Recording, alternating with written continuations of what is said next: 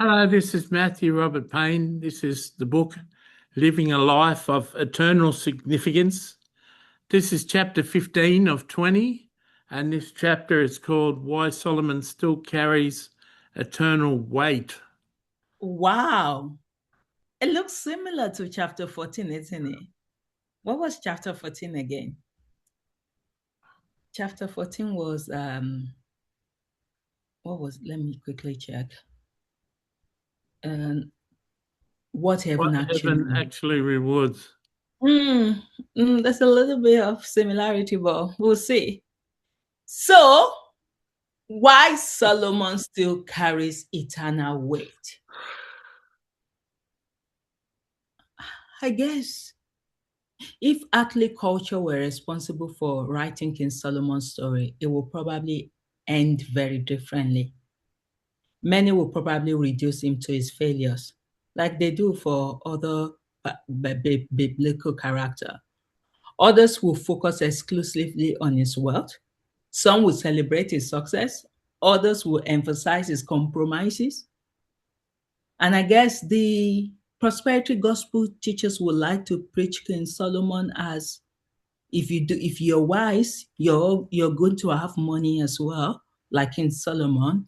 And that's why we are teaching you to be wise by bringing in your tithe and offering. But heaven tells a different story because heaven sees differently. And perhaps nowhere is this more evident than in the enduring significance of King Solomon. Thousands of years after his death, King Solomon is still speaking to us today. He's still teaching us. He's still exposing illusion. He's still guiding people through questions of success, questions about meaning in life, wisdom, wealth, purpose, mortality, and eternity, and so on and so forth. But this should cause us to pause because very few people remain influential long after they're gone. Most influence is temporary, and most achievements are seasonal, and most recognitions do fade, and most accomplishments eventually become forgotten. But yet, in King Solomon's case, it continues shaping lives across generations. And you might ask yourself, why is that so? Because he built something that outlived him. And perhaps this is one of the greatest distinctions between earthly success and eternal significance. And eternal significance should not only end here, it should continue in heaven as well. So you could be in heaven and you're so relevant. Earthly success asks, what can I achieve during my lifetime? Eternal significance asks, what will continue bearing fruit after I'm gone and that will continue with me in heaven? Because our life does not end here. So, in a way, trying to focus on here alone is not even sufficient.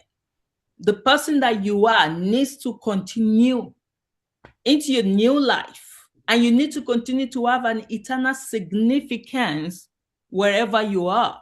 Just like King Solomon is still really, really close to God. It doesn't stop at what you leave on her. It has to continue with you. That should be the right thing. And this is a profoundly different way of measuring life because many people spend enormous energy building things that cannot survive death, titles that cannot survive death, positions that cannot survive death, platforms that cannot survive death, possessions that cannot survive death. And even the greatest achievement eventually become vulnerable to time. You know, I'm currently watching a program at the moment. I always watch different reality shows. They just keep my mind busy while I'm working. And this reality show is about finding a sister wife. This is where a guy marries multiple wives. And that's it. So this guy, I've got two, used to have three, but one is gone now. So it's got two wives and they're looking for the third. But what I've noticed about this guy is that he knows how to give attention and love to all of his wives, even more than a man that's just got one. This guy is just naturally blessed. None of his wife never complain about they don't have enough. You know, the way he speaks is full of wisdom. That guy is just geniusly created. So some people are like that. Maybe King Solomon must have fallen into that category as well. So who knows? Maybe Matthew will be part of that as well. I think Matthew is going that direction already. That's why I'm smiling. I know. Like if I tell you the program, Matthew, you watch it back to back. This guy is so good, so good. Like it's just full of love. So even the greatest achievement eventually become vulnerable to time, but wisdom survives, truth survives, transformation survives, life change survives. I guess when Matthew get to heaven, he will just be surprised about so many people that will be coming to him. You changed my life. You changed my life. Even though you don't know who you are impacting. But I believe there's people that are watching your channel, but they are not bold enough to come out to say, I am watching it. So what God does through a person often survives far longer than the person themselves. And this is precisely why King Solomon still carries eternal weight, not because he accumulated greatly, but because he revealed deeply. He revealed the limit of success, the danger of self-sufficiency, the fragility of earthly glory, the nature of wisdom, the ache of eternity, and the deeper hunger hidden within the human soul. And this truth continues speaking because human beings continue needing them. We still need wisdom. And perhaps this reveals one of heaven's most important measurement. Eternal significance is not determined by how many people notice you. Matthew, does that make you feel better? No, yeah, it does. Eternal significance is not determined by how many people notice you. It is determined by how much truth continue moving through the world because of you.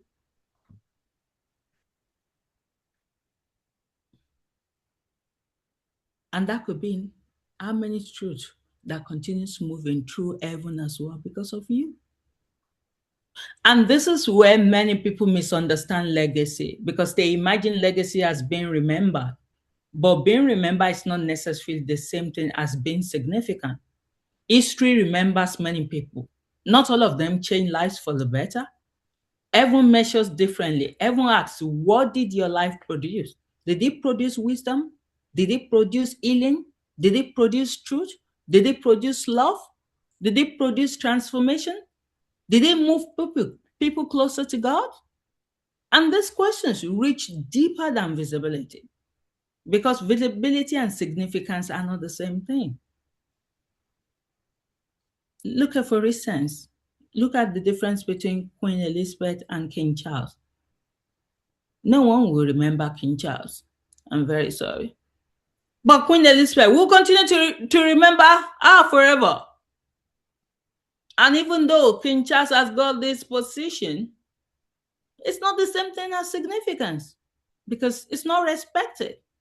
There's so many things that is done that makes him not to be a worthy person to be sitting there. But of course, it's all done by birth.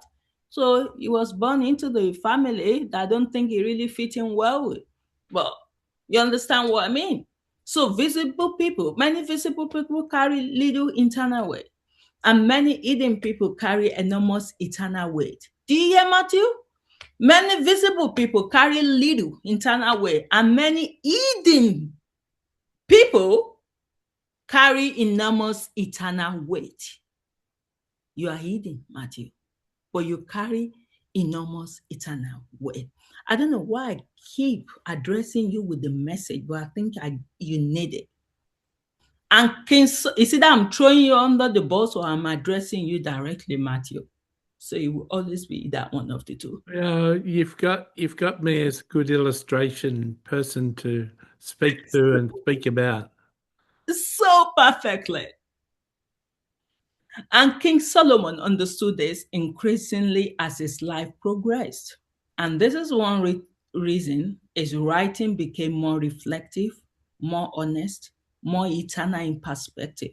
Because the older he became, the less impressed he seems by the things that once fascinated humanity. Not because they lack value, but because he had learned their limitations. And perhaps this is one reason God using King Solomon's voice, because King Solomon was willing to expose the illusion that many people spend their entire lives protecting. He exposed the illusion of arrival, the illusion of wealth, the illusion of pleasure, the illusion of fame, the illusion of earthly prominence. I just watched a reality show on Netflix, and these children, they are children of celebrities that they do call Nepo babies. They've come from wealthy family, but their life is all in shambles. They can't, a lot of them does not finish their education. They're drinking everywhere. And I said, even with the wealth, they still do not know how to take advantage of the opportunity that they have. And in doing so, he pointed people, King Solomon pointed people towards something deeper. This is where King Solomon's story becomes especially encouraging, because it reveals that God often works through imperfect people. And this is uncomfortable for religious thinking. Yes, that's why they don't accept Matthew, because religion often prefers flawless heroes, people who fit neatly into categories, people whose story contain no contradictions. But scripture refuses to present human beings that way, because reality is more complex. And King Solomon's life certainly was. It was wise yet vulnerable. It was insightful yet capable of compromise. It was gifted yet imperfect. Strong in some seasons, weak in others. Just like my friend Matthew, and like myself as well. Like every human being who has ever lived. And yet, despite those imperfections, God allowed profound revelations to flow through him. And this is deeply hopeful, because it reminds us that eternal significance does not require flawless performance. If it did, no one would qualify. The question is not whether a person was perfect. The question is whether God was able to release something eternal through their life. This does not diminish accountability, but it does elevate grace.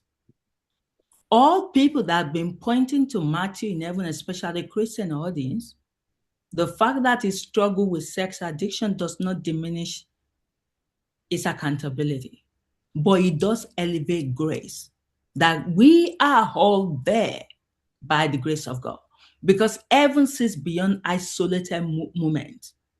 Heaven evaluates the larger story. Heaven sees that person's contribution, that person's growth, that person's surrender, that person's revelation, that person's influence, their eternal fruit.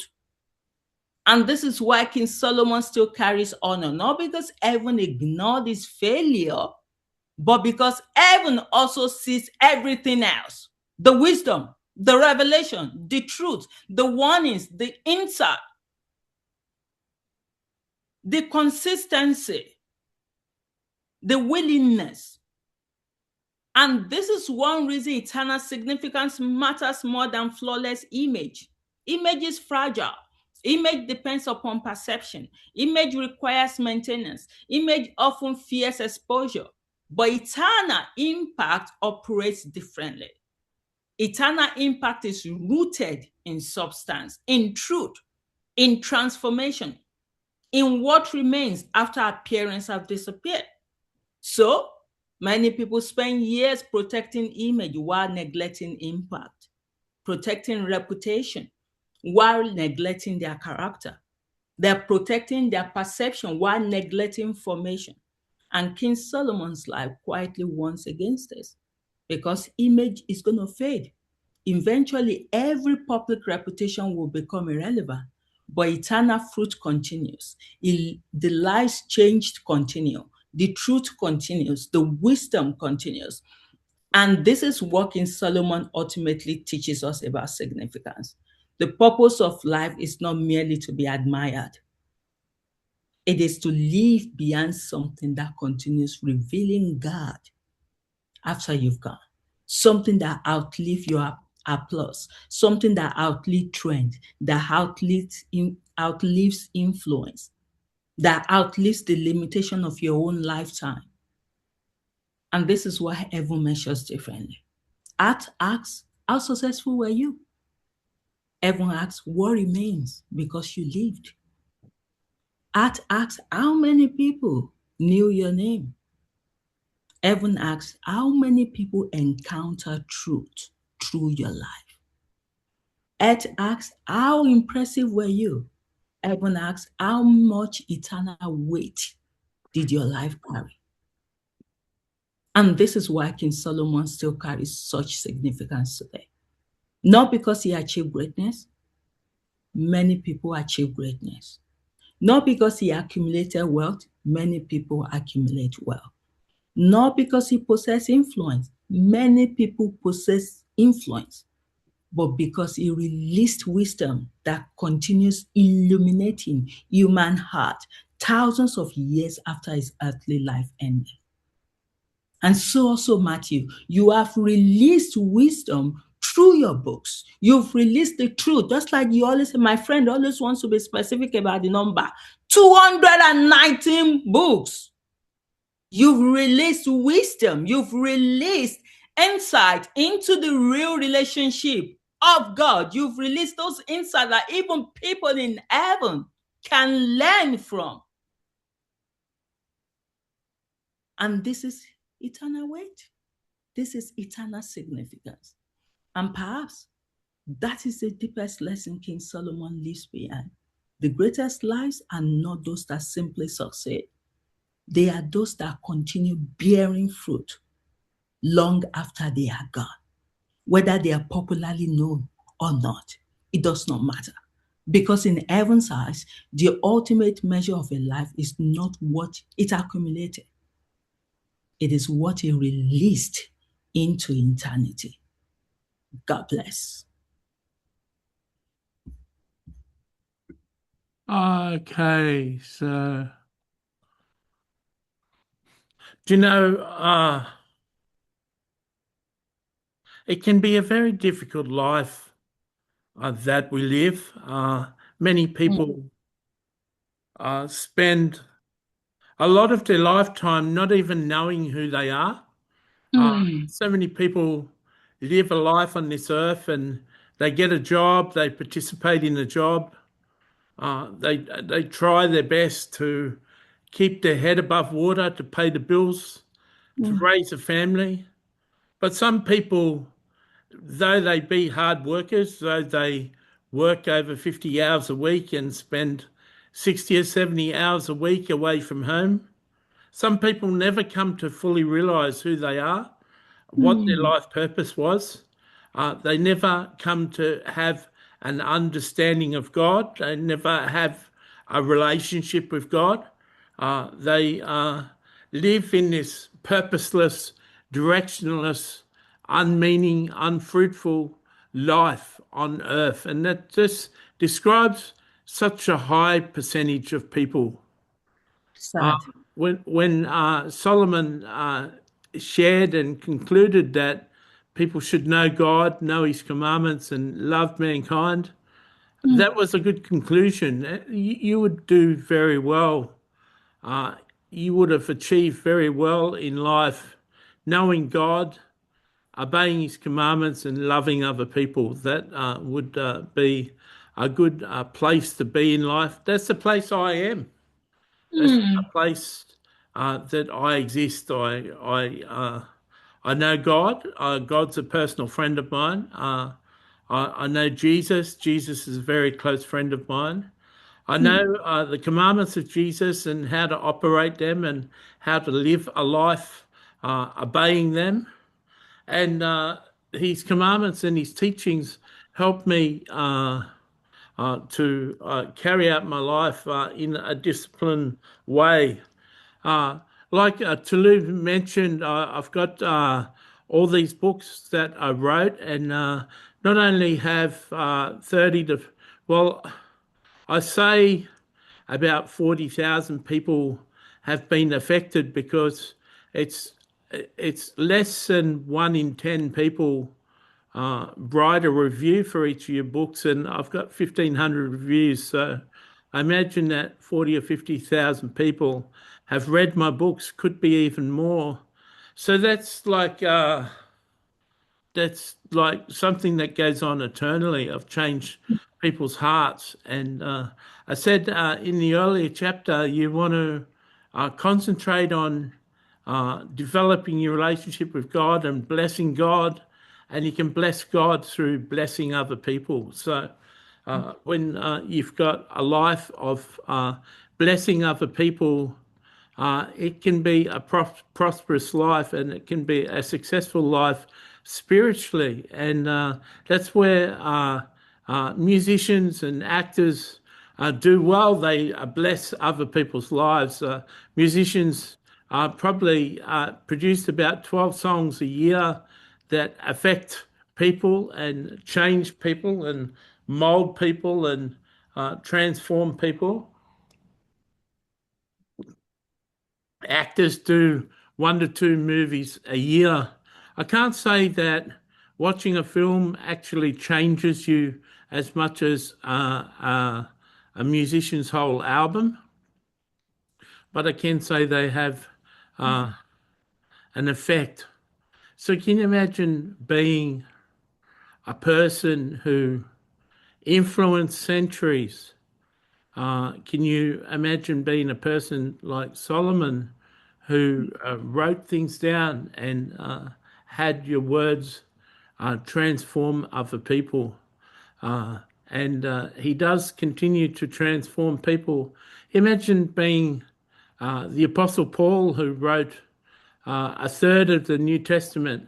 Imagine being the Apostle Paul in heaven with the recognition that he'd have there. He wrote a lot of wisdom in scripture, and not everyone got to be printed in the Bible. I'm sure if they were putting together writers for a modern Bible, a lot of people would like to be in it because there'd be millions of people reading that.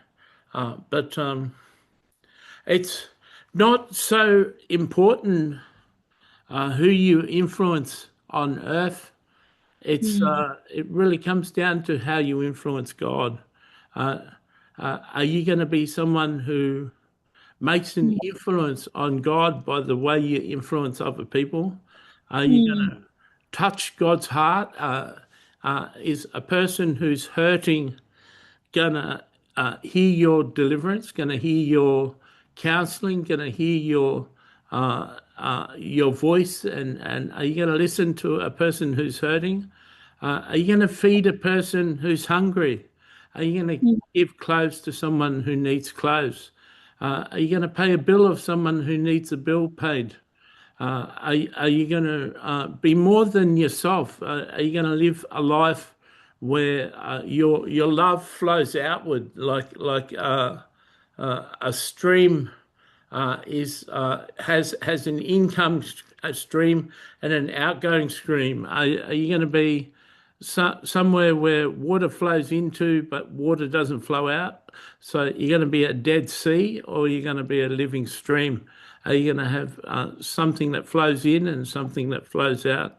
And Solomon was someone who was very wise. I just looked up on ChatGPT about Genghis Khan, and Genghis Khan had 7 principal wives, had 1 principal wife and 7 other principal wives. Then he had like over 300 concubines. So the principal wives held more authority, and I can see the same structure happening in my life. Did Genghis Khan write things? I'm not sure. Did he do that? Did he make an effect on his generation like Solomon made? I'm not sure of that. A person's wealth may not be something that is that important. Someone's success on earth mightn't be something that's everlasting. Some rich man can die and leave his his wealth to his family. What he's written down, the books he's written, the things he's taught do they go on for other generations? So, are you going to be a person who just affects the people that you know in earthly life? Are you going to develop a relationship with God and a relationship with Jesus that you can take on to heaven and affect people in heaven?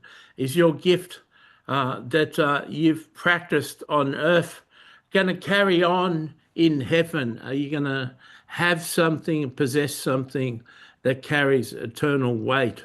And that's what you want to do. You want to aim to develop a gift or an ability that can carry an eternal significance. And sometimes it's just your wisdom. Sometimes it's just your knowledge. Sometimes it's your faith. Sometimes it's allowing the faith of the Christian Bible, the faith of the Bible, to transform you into being a beautiful person. Maybe it's your intimacy with Jesus or your intimacy with God that can transform you into being a wonderful person. I'm sure Solomon was a beautiful person. I'm sure that he wouldn't have had 1,000 wives that stayed with him and loved him and were loyal to him if he wasn't a beautiful person. And I'm sure that Jesus is still the hero of modern man and much talked about celebrity in times past because he was a beautiful person. And I'm sure he wouldn't have carried on having the great reputation that he has throughout the years if he didn't remain being that beautiful person. So I guess what we're looking at is what made Solomon carry this enormous weight in his time and in modern times. And can you build your own life in such a way where your life can carry weight? Wow. Okay, so we'll hear from King Solomon. So it's good to talk to you. It's good to be here. I'm very happy with what I produced that went into the Bible, the 31 chapters of Proverbs and the book of Ecclesiastics and the book of Song of Songs. There's also a lot of books in heaven. There's quite a number of my writings in heaven where I express my wisdom and my direction. There's been films I've written in heaven. There's been plays that I've written in heaven.